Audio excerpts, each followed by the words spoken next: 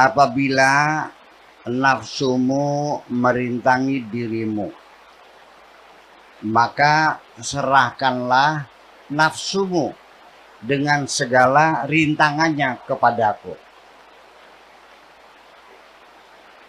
Ini kan seolah-olah apabila itu ya bisa terjadi, bisa tidak. Apabila engkau datang, artinya bisa datang, bisa tidak. Ini hanya sebagai kata pengandaian. Maksudnya bahwa bukan sekedar nafsu itu mungkin menghalangi, mungkin tidak. Tidak. Dapat dipastikan bahwa nafsumu selalu merintangi dirimu. Bukan memberitahukan apabila nafsunya merintangi. Kalau tidak, bagaimana? Bukan. Artinya bagaimana kita bersikap pada saat kita menghadapi nafsu yang merintangi diri kita. Kata Tuhan, serahkanlah nafsumu dan segala rintangannya kepadaku, biar nanti aku yang menyelesaikan. Jadi artinya bahwa percayalah, selagi engkau masih hidup, maka dinamikanya nafsumu akan selalu terus merintangi dirimu. Tidak kenal siang, tidak kenal malam. Terus menggodamu. Tidak selalu ketika engkau berada di dalam diskotek. Ketika engkau sedang ada di dalam masjid sekalipun. Tidak saja ketika engkau sedang mabuk. Ketika engkau sedang sholat pun nafsumu datang merintangimu. Artinya bahwa nafsu tidak akan pernah berhenti merintangi dirimu itu. Atau seperti dikatakan dalam surat Yusuf, keluhan Zulekha setelah terbukti dia bersalah menggoda Nabi Yusuf, dia mengatakan wama ubarri'u nafsi inna nafsa la ammaratun bisu, yang artinya wama ubarri'u nafsi, aku tidak bisa membebaskan nafsuku, aku tidak bisa mengusir nafsuku, selalu ikut, selalu merintangi. Inna nafsa la ammaratun bisu, nafsuku selalu ngajak kepada yang tidak benar, selalu mengajak kepada kejahatan-kejahatan. Tetapi setelah itu dilanjutkan ayatnya, illama rahima rabbi, kecuali yang disayang oleh Allah. Jadi artinya serahkan nafsumu kepadaku dan segala rintangannya, maksudnya kamu nggak usah repot-ngerepot ngelawan nafsumu, nggak bakal menang. Nafsu itu lu gampar, dia pergi, datang lagi. Paling ganti baju. Yang tadinya bajunya putih, datang bajunya hitam. Lu tendang, pergi sebentar, datang lagi ganti baju, bajunya kuning. Dan seterusnya. Engkaunya melek, nafsunya melek. Engkaunya tidur, nafsunya. Engkaunya berdiri, nafsunya. Engkaunya duduk, nafsunya berdiri. Kamu bantai, hidup lagi. Kamu injak, bangun lagi.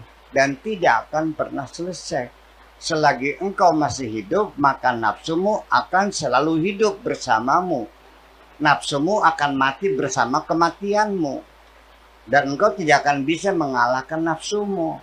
Nggak usah bikin repot, sudah serahkan saja kepadaku dan segala rintangannya. Nanti aku yang beresin. Bagaimana caranya? Illa ma rahimah rabbi, kecuali yang disayang oleh Allah. Jadi untuk melawan nafsu itu bukan berkelahi melawan nafsu, bukan mukulin nafsu, bukan nginjak-nginjak nafsu, tapi kita berupaya bagaimana caranya supaya Allah sayang kepada kita. Bagaimana supaya kita disayang oleh Allah. Nah, nanti serahkan kepadaku, nanti Allah yang akan mengecilin volume nafsunya.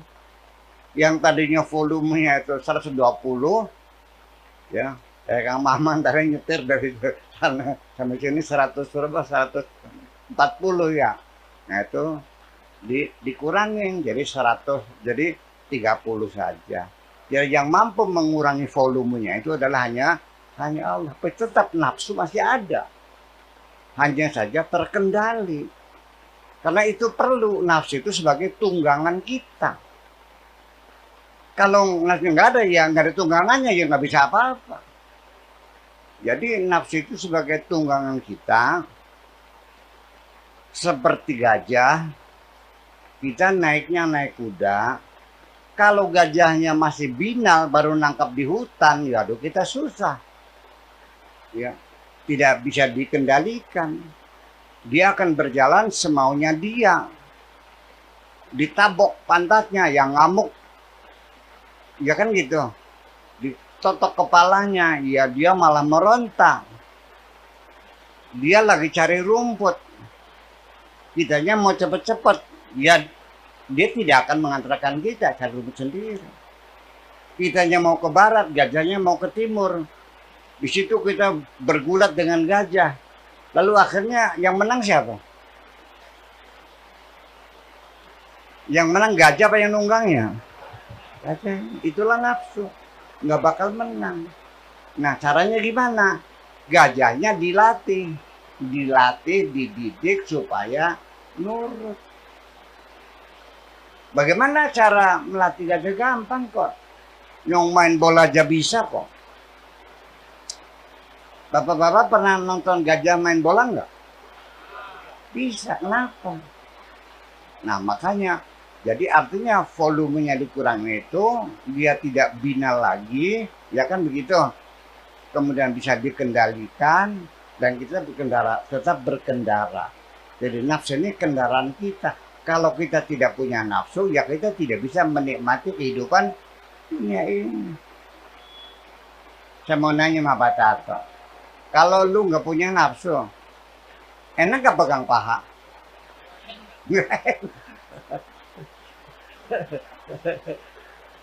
Kalau Pak Afkar nggak punya nafsu, enak gak makan sate? Ya hanya saja nafsu itu tetap ada, tetapi volume rendah dan bisa dikendalikan. Lalu Allah untuk apa bikin nafsu? Bikin setan, bikin iblis untuk apa? Untuk menguji kita. Jadi dinamikanya ketika kita diturunkan ke bumi dan tidak dibuatkan musuh yang mengganggu kita, maka kita sama dengan tidak ada apa-apanya. Kalau kamu di hidup dunia tidak punya musuh, bisa menang nggak? Bisa kalah nggak? Enggak juga. Kalah dan menangmu tergantung bagaimana kamu ya membuktikan resistensi kamu melawan musuh kamu.